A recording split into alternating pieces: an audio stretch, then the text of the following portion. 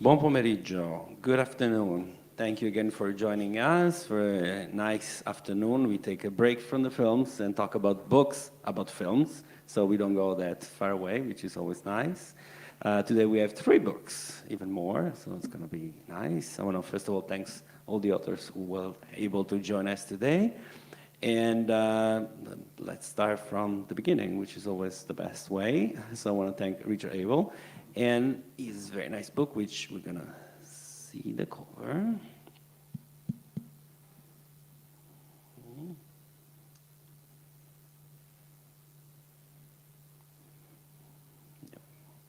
So we are particularly happy to have this book, as you know, for whoever is here, but also who's watching from online, that we do have, particularly this year, as we have been for the past several years, throughout the years, some Western, and particularly this year, the Harry Carey homage. But again, the book is even broader than that, of course. So it was very important for us to have it here and to present. So, Richard, thank you again. And can you introduce the book? Well, thank you all for coming. Can you hear me? Is this working? Well, first of all, I think Oxford University Press has to apologize for not having the book published in time to appear at the Giornate. It was supposed to be available, I think, early or late September, and it was delayed until October, and now it's delayed until, I think it's early November, something like that. But at least you have a flyer with a discount, so that's something. After curating a number of Western programs here in Pordenone and co-curating with the Kozinskis, all those programs on William S. Hart just before the pandemic, that led me to ask whether there was something else I could write about the early Westerns. And I chanced to read several books and essays on settler colonialism, in contrast to our usual concept of colonialism, and then on Native American history, and there are several fairly recent books on Native American the representation of Native Americans in film. I think, first of all, I was also, I chanced to find this painting lithograph of American Progress. It's from, it's John Gass, 1872, I believe it is. And it's an awfully good representation of Manifest Destiny and American Progress in the 19th century. You can, the figure is Columbia moving westward, trailing telegraph lines. I mean, she's taking telegraphs with her, and she's fronting railroads, covered wagons, farmers, all sorts of settlers, etc. And Native Americans and animals fleeing in front of her. And I showed this to Don Crafton, and his first remark was, when she gets to the Rocky Mountains, she's going to be awfully drafty, awfully chilly. I gradually found an argument, I think, for the book. And most simply, I guess, it's to try to explain how important early Westerns are for the representation of the ideological foundations of the United States and the changes that take place in that concept over time, over the first 2 decades of the 20th century. I don't know if you have the table of contents there. Since I don't have the book, I might as well give you a little bit more information.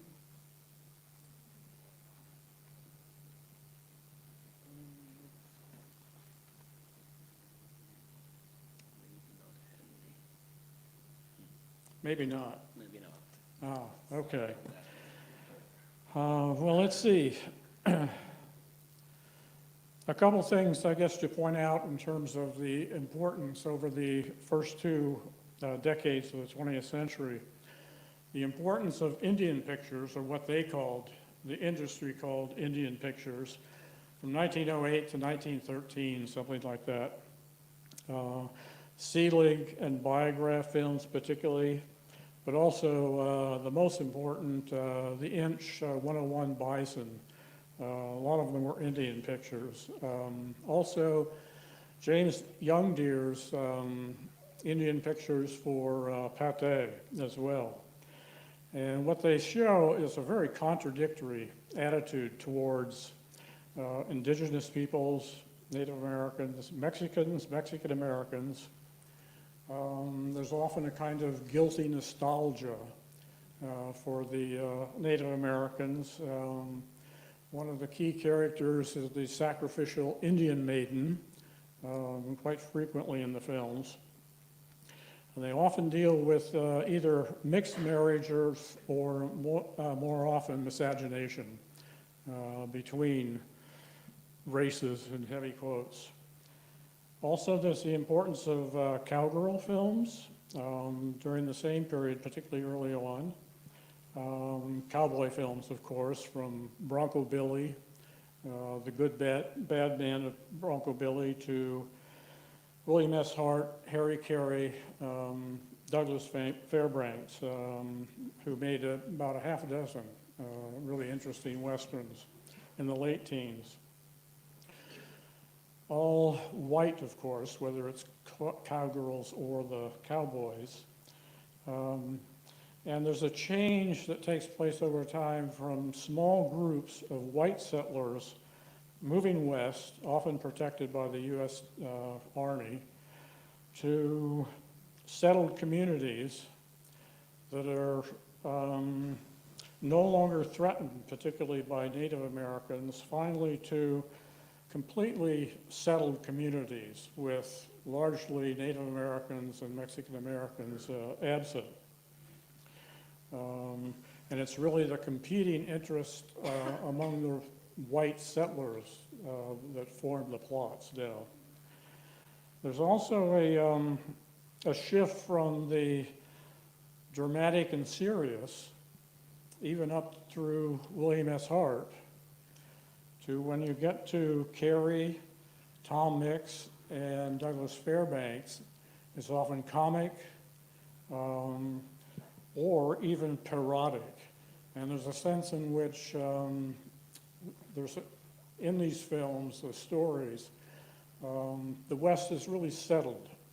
There's no longer a threat from outside.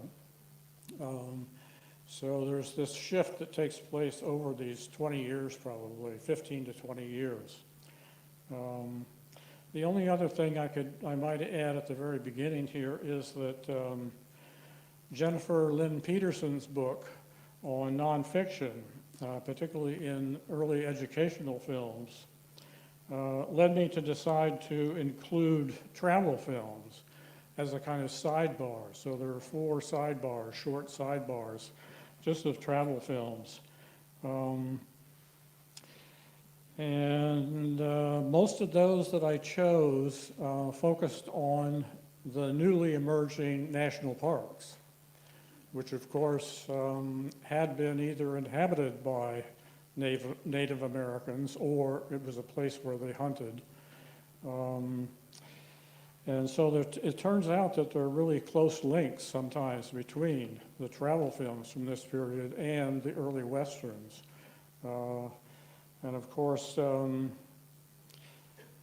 travel films, particularly of the national parks, they were absent.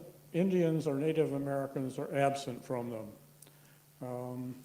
And they also are contradicted by promotion of tourism, basically, from whites. So it's a very odd sort of set of travel films. So it celebrates the pristine American wilderness, with the Native Americans absent, and then is contradicted by this promotion of tourism. And I think I can end it there. Is that all right? Absolutely. Just before opening to question, a quick question. Yes, you were just mentioning how also I think it's important that the book is very broad. It goes toward as much as possible investigating also the content of the movies. And there is one topic that I was interested to know more was the moving, as we know, of course, from single reel to multiple reels. How did that affected the Western movies specifically? How that changed the way that, I mean, of course, they needed to evolve as all the industry was going, but how that happened specifically in the way that were done? I'm not sure so much in terms of the industry, but the shift from single reel, for instance, in the early teens, to the multiple reel, also in the early teens.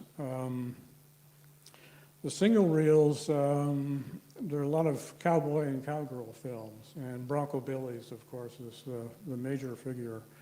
There are some Indian pictures, whether they're from Sea League or SNA, or Caleb. Caleb was even more. When you get to the multiple reels, that's when Thomas Inch's 101 Bison becomes really important. And he hires a whole group of Native Americans from the Miller 101 ranch tours. So he really works with a lot of Indian pictures, 2 or 3 reels, something like that. And some of those, I mean, some of you have seen things like Indian Massacre, which is really ambiguous about whether it's taking the side of the white settlers or the army or the Native Americans. Or you get to something like The Invaders, and there's an intertitle within that film that explicitly says the whites are the invaders.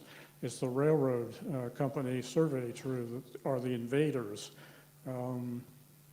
So you get this really interesting period where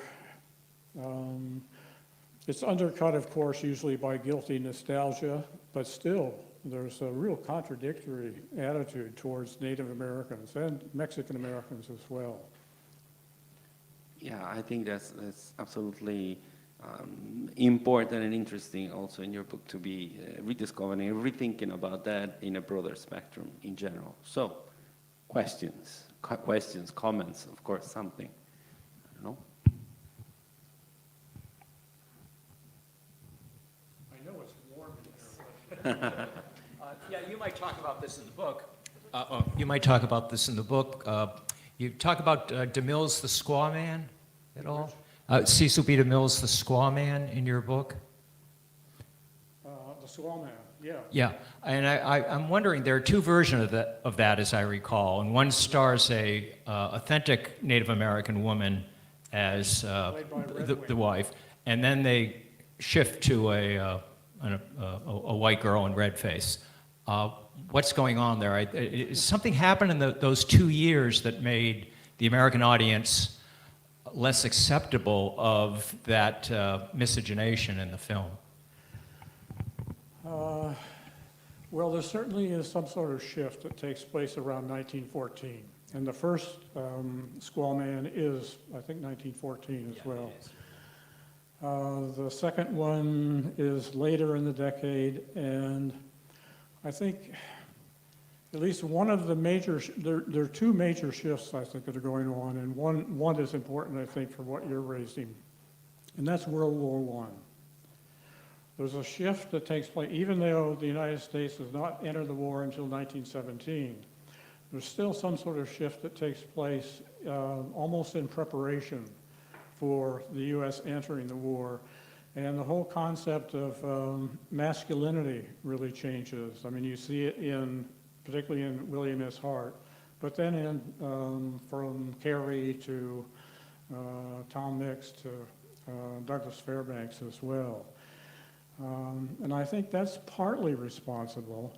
There's a real, once you get to 1914, or even after the latter part of the 19th century, the teens, there are hardly any Indian pictures anymore. There are fewer cowgirl films, or at least similar to that.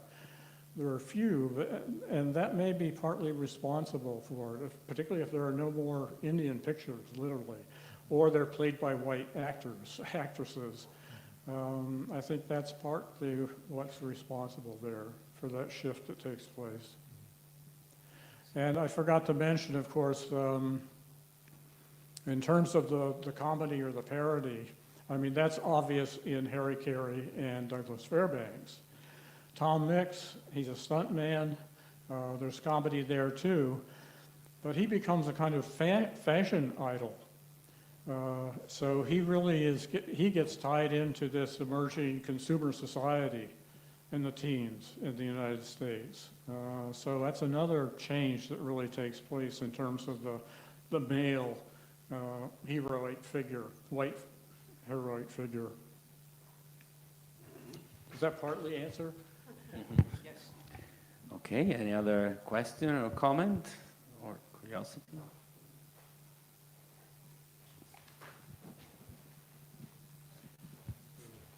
My hearing is going, I think. You might have to. Thank you so much. So I have a question sort of directly following up on that. We're talking about the sort of red facing, right? And you mentioned that toward the latter part of the 19-teens, then a lot of the red facing was done by white actors. But then I also noticed that, actresses like Tura Aoki and Anna May Wong, in their different points in their careers, they also red-faced as Native American characters. Tura Aoki was a star in some of those Indian westerns. So I wonder, I would like to hear your thoughts on this kind of non-white red-facing. Thank you. I'm not sure I understood it. She wants to ask about Asian actors also doing red-facing, Anna May Wong and others. Also. There are a few. I think there's a William S. Hart single reel film. I can't remember the name right now, the title.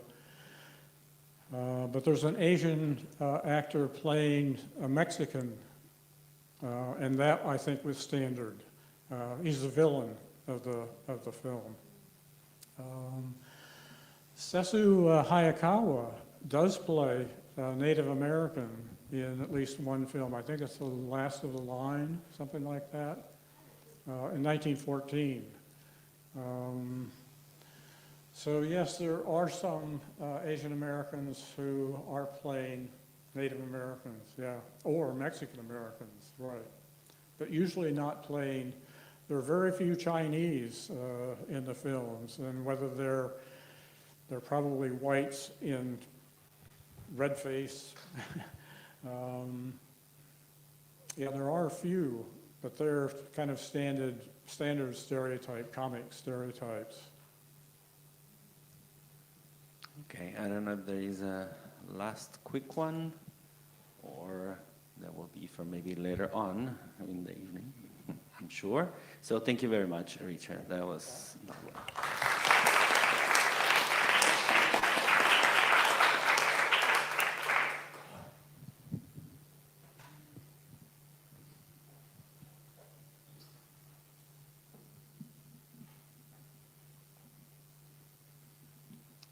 Okay, so now we switch to a completely different topic somehow, but still, Danish and German silent cinema and all the connection about it. So first of all, I'm going to thank you, Casper, for being here. Thank you. Representing the many authors part of this book and project. So please tell us something about it. Well, thank you, Paolo. Thank you for having me here. My publisher, too, has been remiss in sort of trying to sell the book as well as possible. it is printed. It does exist. I've held it in my hand. And some might arrive, but right now they're just these flyers, and they do give you a 30% discount if you use the code NEW30, which is on the flyer, or you can get it from me.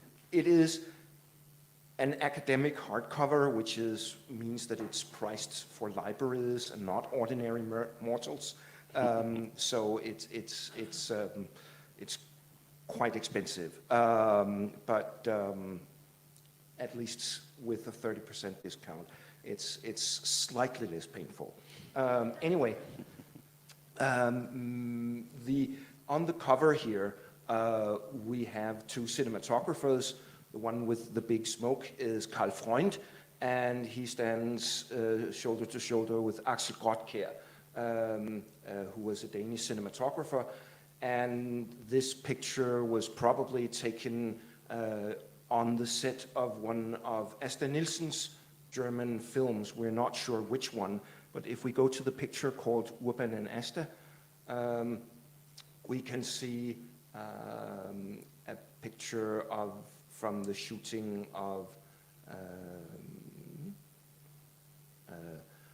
Engelein from 1914, where you have Asta Nielsen in the middle and Urban Gad in front, and then Grottkjær and Freund, both with hats on, preparing to go into the water to shoot a swimming scene. So there we can sort of see Danish-German collaboration in full swing. And of course, this is something that we've been aware of for a long time, but it's also something that some of us wanted to delve into in more detail. And so back in around 2017, I think, Lars-Martin Sørensen from the Danish Film Institute, and Stefan Schröder from the University of Cologne, and myself, and Janni Dahl Astrup, who's here. Wave your hand, Janni. Sort of proposed a project to do research into these interconnections between the Danish and the German cinema. In part, it was also inspired by the work of Cinegraph in Hamburg, who in the 1990s, they did a series of conferences on the interconnections between the German cinema and other cinemas, and there was one on Danish-German interconnections back then, and I always thought that it was a really good project and wanted to continue with that. We didn't get the funding we applied for the first time round, but then subsequently the research proposal that we had come up with was attached to a bigger project, and that did get funding. And if you have the foundations slide, three foundations. Yes. So three major Danish foundations coughed up 4 million euros, mainly not for our research project. That was sort of an ancillary thing. The main financing went to the Stumfilm DK project, the digitization of all surviving Danish silent fiction films, and their availability on the stumfilm.dk website, which I hope you're familiar with, and if not, it's certainly worth a look. With this support, we started the project.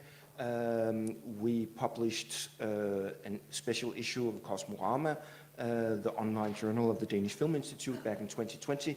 I think you have Kosmorama 2020 there. So if you go to kosmorama.org, you can see a number of articles that sort of touch on similar themes as the book, and that's for free. So it's a good place to start if you're interested in that. But one of the things that we talked a lot about was what kind of sort of theoretical framework we should have around our efforts. And we talked about transfer theory and some other things initially, and weren't really able to make that work. But then, while the project was ongoing, I read Malte Hagener's introduction to his big anthology, The Emergence of Film Culture, which is about sort of film culture and the start of the film archives and the early avant-gardes of the interwar period. And he had this idea there for something called entangled film history, which was inspired by something called Histoire croisée, which is sort of a Franco-German kind of concept. But we thought that this was something really useful for our project to kind of frame what we're doing. It's a sort of a framework that sort of tries to move away from methodological nationalism, as they call it, which sounds really bad, right? But sort of the basic idea is to insist that things are interconnected, tied together in various ways, and that what may appear to be sort of similar concepts may actually not be, because they are entangled with other things that look like the same but aren't quite in other countries, and having that sort of constant reflection about those issues is something very important. And so I wrote an article about that for the anthology, and then circulated it to the other contributors so that they were sort of to some extent able to draw on that in their work. So it took a while to get done, but I thought that was sort of a useful way of doing the project.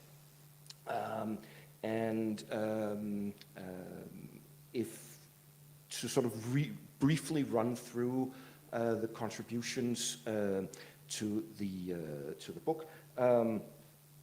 There is an article by Alice Salamina and Stefan Schröder about sort of the reception of Danish film stars in Germany. And if you have the fan letter picture, well, the fan letter, there's also one called fan mail, which we'll get to in just a moment.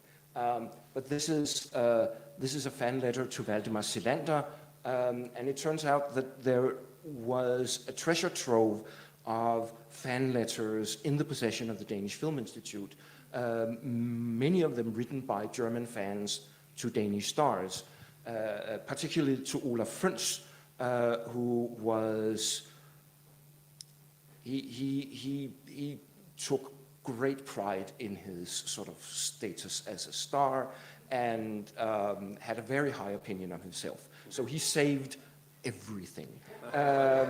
And so there are a couple of thousand extant fan letters to him on which they drew, and this has proven such a rich source that they've actually developed it into a new research project. Now we get the fan mail one, and there's already a website up at fanmail1910s.de where the fan letters will be, you can read the fan letters. They've been transcribed and also translated into English. So even if you don't know German and you can't read sort of old German handwriting, which is really, really hard, then this is a great help. And there will be a new research project running from 2024 and a couple of years ahead. So this was sort of the German view of the Danes. Then Lars-Martin Sørensen has written an article about the Danish view of the Germans, which was sort of complicated because we'd lost very decisively a war in 1864, the Second Schleswig War, which is sort of a big Danish national trauma. And so there's, even though our institutions and many other things are very strongly affected by Germany, there was always a bit of ambiguity, which he investigates there. Palle Schantz Lauritsen has studied the spread of Sherlock Holmes across Europe, and sort of German pirating of Sherlock Holmes was actually very important, both in Denmark and in other countries. And he talks both in literary Holmeses and motion picture Holmes. Helle Kanik Hostrup has written about German female stars in Danish fan publications in the 1920s. Birgit Helm, Pola Negri, who counted as a German, but of course we have entanglements there as well.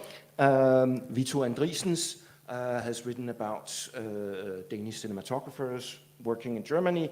Isak Thorsen, who published a book some years ago about sort of the business history of Nordisk up to the Nordisk Film Company, the major Danish production company. And if you have the DNFU slide, he looks at the Deutsch-Nordische Filmunion, the German Nordic Film Union, which was sort of a cooperative setup. You can see you have a German fellow there. I suppose he is supposed to be with the top hat and the vest, and then the polar bear, which is, of course, the logo of the Nordisk company. And sort of because the last 4 years of Nordisk before they went bankrupt in 1928 was very, very closely interlinked with the German market, and they even ended up having a German as their general manager for the last couple of months before they had to file for bankruptcy. And the film The Joker, Jokeren, which was shown here a couple of years ago, was sort of the last project of that collaborative period. And finally, we have Jannis' chapter on Pat and Patterson, Fy og Bi, the comic duo Fyrtårnet og Bivognen, which means lighthouse and trailer, or long and short, they were also called. And you can, and they were very, very popular in Germany and other Central European countries, and made a number of films there. That's all explored in Jannis' article. And you can see them on screen here on Thursday in one of their best films, Højt på en Kvist, from 1929.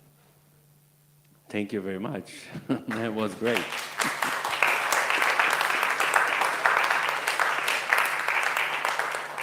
So we do have time for one or even maybe two questions or comment, or I don't know, whatever can be asked. So thank you for this, Casper. I was wondering, so you talked about this nationalistic approach, and of course we're in the stonefilm.dk, we're considering films made with Danish talent in Germany to also be kind of Danish.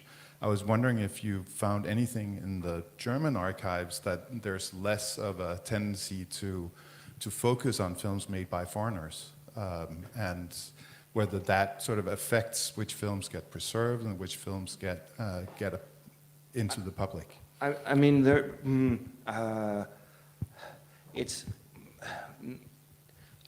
I think that one of the reasons, I think that and I talk about this in my article a bit as well. Methodological nationalism sounds terribly sinister, right? But it's often something that there are sort of relatively good institutional reasons for,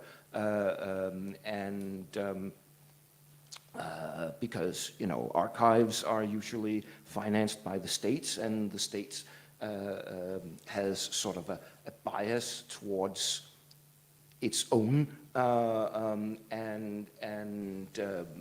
there's sort of long-standing film archive policies that each national archive is supposed to sort of take care of its own national heritage. And of course, for historians, in order to do research, you have to look at sources, and you have to know the language the sources are written in. And if they're written in Danish, a lot of people don't know Danish. And so there are practical reasons for that. I think that if you sort of look at film historiography, and we'll be looking more at film historiography in a moment, there's always been, or long been, a recognition of sort of the international character of the cinema. And I mean, as David Bordwell wrote an article about sort of the standard history of film some years back, where he points out that even Bardèche and Brasillac, who were fascists, emphasized that nationality really didn't play that big a role, that sort of the development of the cinema as an art was basically an international phenomenon. Even so, you know, people tend to sort of, for practical reasons, if nothing else, to work on their own countries where they can go to the most accessible archives and find stuff there. And so you have to sort of make an effort to get out of that. Thank you. I think that was very clear. Some more question or comment?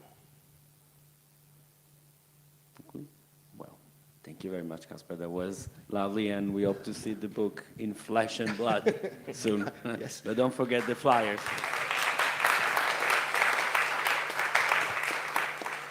And for our last one today, we do actually have the book, which we are very happy about. So let me go to the cover so everybody can see it. There we go. So here we have Paul McEwan to present it. Do you have the other slides there too? Mm-hmm. I think that's the first one. No.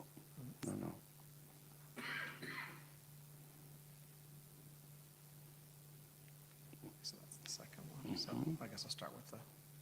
So I'll just mention in passing that there's actually, the book I'm talking about today is this one, Cinema's Original Sin. The books do exist. I was hoping they were going to be ready last year, and they weren't, so I waited a year. But there's only 3 copies around.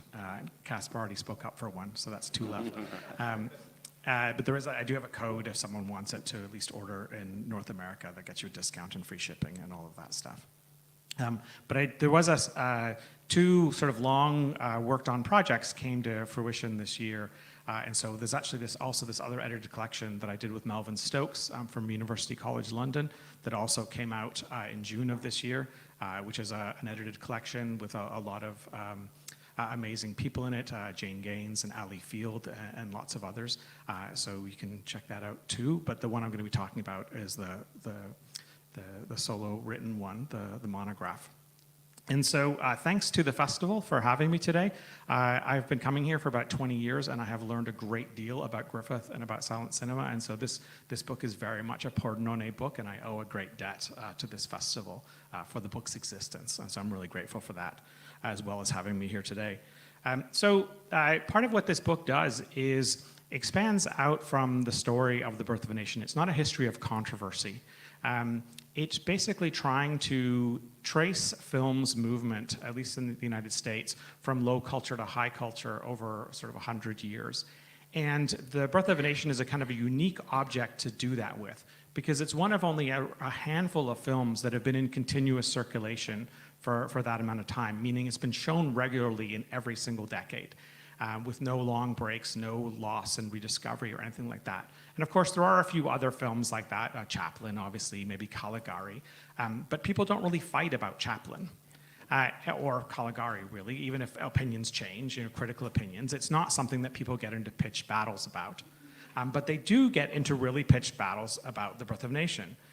And because the stakes are so high, when people are having arguments in every decade about this film, they tend to be having an argument about what film is. Like, you can't show this because that's not the ideal of film. Oh, and we have to show this because it's about free expression. There's these really high stakes. It's about censorship and about racism and about what film is, what art is, what we owe the past, about the nature of historical memory. And so in every decade since 1915, people are having these arguments with each other. All people who care about film mostly. I'm mostly interested in cinephiles and critics and scholars. And for the most part, most of them are, sort of liberals or progressives who care about the racism of the film.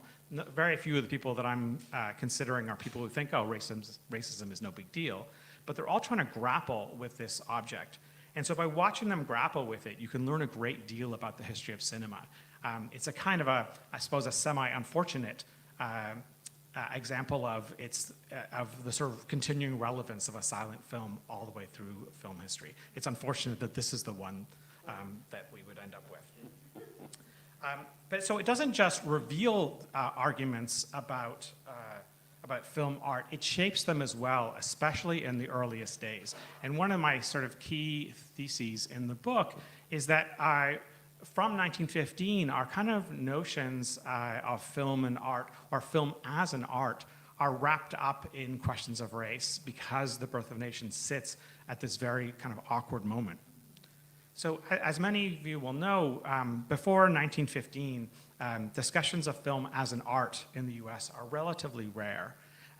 You see it sometimes when people talk about film as art, it's usually film of an art, right? Someone has filmed Shakespeare or something like that.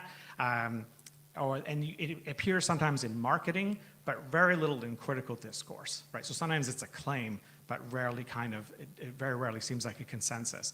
And of course, it's different in other countries. I know France is very different, and what little I know of that, I know from Richard, so you can ask him more about that.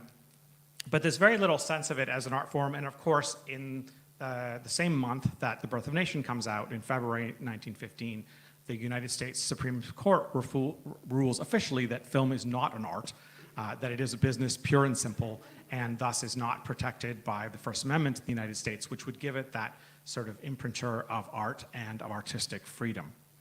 So Griffith, of course, is really interested in film as an art leading up to 1915, and he sets out to make something that he thinks is going to elevate this form into that level. And for the most part, he succeeds pretty widely. You can really see an uptick. When The Birth of a Nation first comes out, he's talking about it as art. It's not very common for other people to refer to it that way, but 6 months or a year later, you start to see it much more commonly in American newspapers. People just using film as an art in a commonplace way that suggests that now it's at least the best films might rise to that level. And so, but that's right away embroiled with ideas about racism, because one of the ways in which, the key way in which film, because this film is so racist and because it gets attacked so vociferously from the moment of its release by a really wide range of people who write articulate responses. It's not just calls for bans, there's intelligent critics who are writing nuanced appraisals of this film. But because of that racism, that's what allows Griffith to defend it as art, because that's the best defense of it, right? Rather than saying, well, I made this racist thing and too bad for you, by wrapping himself in the flag of artistic freedom, he can sort of claim that he's defending all of film as an art. And you can see this most clearly in that he's not just responding to negative reviews. As most of you know, especially through the 20s, Griffith got a ton of negative reviews. And most of the time, he doesn't react to them with the same fire that he does with this one, because this one allows him to say, it's not just personal, that this is about film itself. And because he can wrap himself in that, our notions of film as art and of race in America are wrapped all together and tightly interwoven from then on. So, and so throughout the decades, this film keeps getting kind of rescued by various kind of moments. In the earliest film retrospectives and in the founding of the MoMA Film Museum, this is in the late 1920s and mid-1930s, Griffith is always central. And in part, it's because as film history or the history of film is starting to become an idea or something worthy of study, for Americans, there's this sense that real art cinema, the kind that a museum like MoMA would want to promote, is mostly European. And so they need Americans. Americans have to point to something that earns their place here, and the Birth of a Nation and Griffith end up filling that, and intolerance as well. And of course, it also gets wrapped up, MoMA gets wrapped up in some red baiting, some arguments about it not being sufficiently American. It's actually, let me go to back to this, would be this one. This is Iris Berry's response to a claim that the staff of the library were mostly foreign, and she points out that that's not true. She is. Some of you know that Jay Lida, a longtime film scholar, was fired from MoMA in this period because of the work that he'd done in the Soviet Union. And so they end up doing this display, this exhibit called D.W. Griffith, American Film Master. And the American really matters because we need film masters in the United States. You go to the next one above that. Griffith himself gets involved in that. He writes this long letter to Nelson Rockefeller saying, I'm sorry to be a pain, but you're very rich, and I think I should annoy you a little. And I really don't want this woman, Iris Berry, to be looking after my work. She's too sympathetic to foreigners. And shouldn't you just let my brother do it instead, which they don't do, not surprisingly. So this need for Americans sort of rescues it. And then in mid-century, actually, can you go up to? That's the end of the Griffith letter, the next one after that.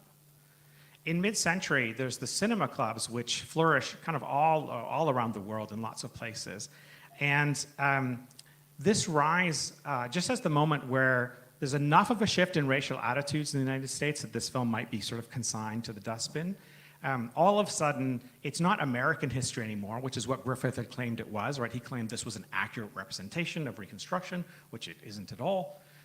But right at the moment that becomes clearest, as attitudes about Reconstruction are shifting, there's this new category, and it's film history. And so right when the film might get discarded, it gets kind of rescued again by this new field of film history, which is a category that hadn't really existed. And so you see, though, there's some really intelligent writing from all over the place. There's French and Canadian and Australian, American examples that I've found. A lot of these clubs are smart people, and they write really thoughtfully about this film, trying to figure out what film is for, should we be showing this? They write letters to each other, and they're having these really fascinating arguments. People start talking about, well, it's early cinematography, and that's so important, and someone else says, well, if pornography has great cinematography, will we show that? No, and they're having this, these kind of really thoughtful back and forth. And then, of course, it comes into the academic film studies in the United States, starts really in the sort of 60s and 70s, right at the height of new criticism, which is this, a critical movement that tries to separate the internal mechanisms of an artwork from its context. And so then you end up in film with a lot of people arguing that you should just take the race. Yeah, it's really racist, but let's just set that aside and pay attention to the editing and the cinematography. And of course, that doesn't really make any sense for this film because its power really was that it was all of those things linked together. The film isn't really comprehensible if you try to take those two sides apart. And I know a lot of people might have learned about it that way. That was a really common way that it was taught for a very long time. And so I didn't find, there's people writing intelligently about it in various periods, but especially toward the late 1980s, there's people like James Sneed and Clyde Taylor, African-American critics and other African-American critics who start really trying to take the sort of full pulse of this film with using all of the 70s, 60s and 70s film theory and the tools that have been put at their disposal, and trying to move discussions of film beyond just does this make black people look bad or good, right? A purely sociological reading. They try to do a lot more intense and careful readings, and so do some really great work with that. And so I traced this film. My plan was to trace this film all the way through to the present day, and that was sort of challenging. And then I was helped by two things: one good and one terrible. The good one was Spike Lee's BlacKkKlansman, which, as you know, Lee was one of the ones who was shown this film famously at NYU in the 70s and was told to kind of ignore the racism, and his telling nearly got kicked out of school for the fuss that he kicked up about it. And so BlacKkKlansman really has characters watching the birth of a nation, Klansmen, and also sort of takes Griffith's cross-cutting and very evidently kind of tries to sort of turn Griffith's tools against him in a very sort of conscious way. So that was fascinating. And then, yeah, so that's one of the last pictures. So that's a scene to them. Yeah, sure. This is at the end of his Lee's film. I wrote a lot about how typically historical film has a way of, no matter how, if you're trying to sort of bring light to some past injustice, there's always a sense in historical film in which the film ends and you convey the sense that that was the past and it's better now. And one thing that Americans love is to focus on racism in the past, so it's all fine now, so it's all better now, we don't have to worry about that anymore.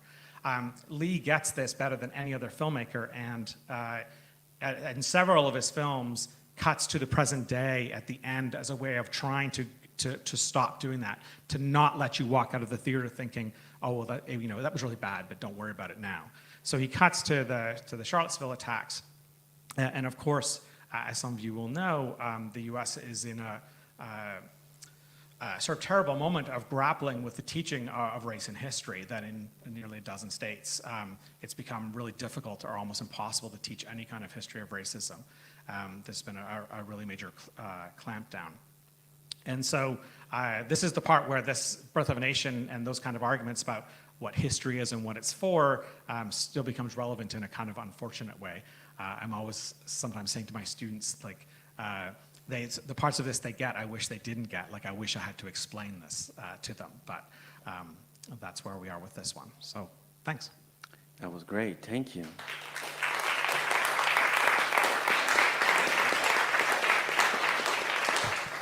So I would like to make some questions, but maybe there is somebody in the audience who would like to make the first or the first ones. Yes, please. Yeah, my question is about European reaction. I've read your book, and it seems to me that the European reaction to this film has been somewhat different historically. You say that you can't really pull apart these two things, racism and art, but it seems to me some of the European historians and critics have done exactly that. I mean, you summarize, for example, the argument of Christian Metz. And I wonder if you've got a comment about that. And then the other example, I think, which could be relevant in your book, is the case of the Gish theatre, which you summarize very well, and you come out kind of rather equivocal about what you think about that, I think. But it seems to me if that had happened in Europe, if we had a theatre, a movie theatre named after Lillian Gish or Lillian and Dorothy, we'd have never had that controversy. You couldn't imagine people taking the name of that theatre away, because we see Lillian Gish as a great artist and absolutely wonderful actress. And okay, so she had maybe some equivocal views about race and so on. You know, I don't know what she believed. Maybe she thought there were fairies at the bottom of the garden or whatever. She might have had very strange views, but that's not really relevant to the fact that she was a great artist, and one is naming the theatre for that part of her achievement. So about European reaction. So yeah, part of it is, the Birth of a Nation is this, because it's this film history we have, we sometimes don't think about how strange it is that one of the first blockbusters is also, in America, is also this film in particular. There's just so many alternate histories that could have been, right? And so we've ended up with these things tied together, and it's partly a historical accident. But so that reception was different in so many places because, in France it barely got shown until, I think, 1922 or something like that. And by then, film had moved on so much that it wasn't, in 1915, Birth of a Nation was this big spot in development. In 1922, it was a museum piece already. And so people watched it and thought, well, it was embroiled in controversy, but it didn't have nearly the same impact, because that's a big 7 years. Imagine if you're watching that. As many of you know, one of the things that's really amazing reading through a lot of criticism through the 20s is people say, well, this film's okay, but it came out 4 years ago, and there's just been so much development. How could we possibly go back to that? So that changes it, right? And also, as well, in a lot of places, it's just not their battle.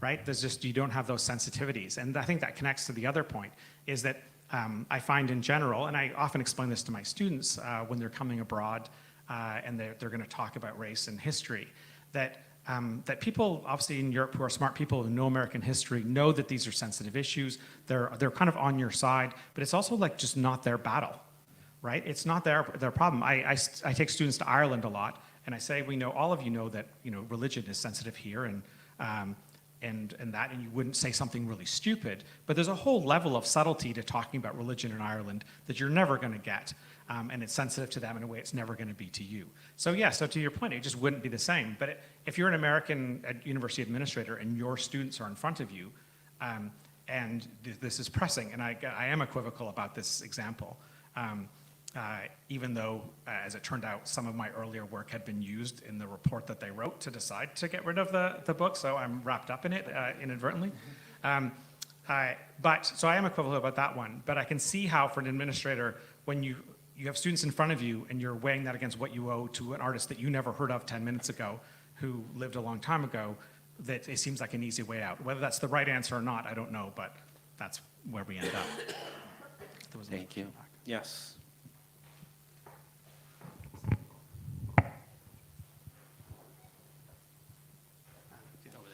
Yeah, thank you. So, like you, I feel like I had The Birth of a Nation taught, you know, as like an example of cinematic technique, and like even kind of described as like a movie that showed like cinematic firsts in a way, which, you know, after you know, watching more films from that era, you know, I feel like I could decidedly say, you know, it really wasn't a lot of firsts besides like its place in American history. So I was wondering what, I guess, why has it persisted in teaching film history in like American film classes? Is it just a matter of like, you know, the creation of like a national film identity, or is it just like laziness and like regurgitating like old film history studies? And I guess what place does it have in teaching film history, if any? That's a good question. I have a lot of conversations with folks about this, and I think in the last 10 or so years, I've heard a lot of people say they've moved away from teaching it. So I don't. If someone's had a different experience, I'd love to hear about it. But I don't know how often someone puts it up now and says, "This is the masterpiece, and you've all got to learn from it." I think that would be the controversy. If someone did that, would make the Lillian Gish thing look like nothing. But I think for a long time it was, you know, Griffith was obviously super popular, and it was a blockbuster.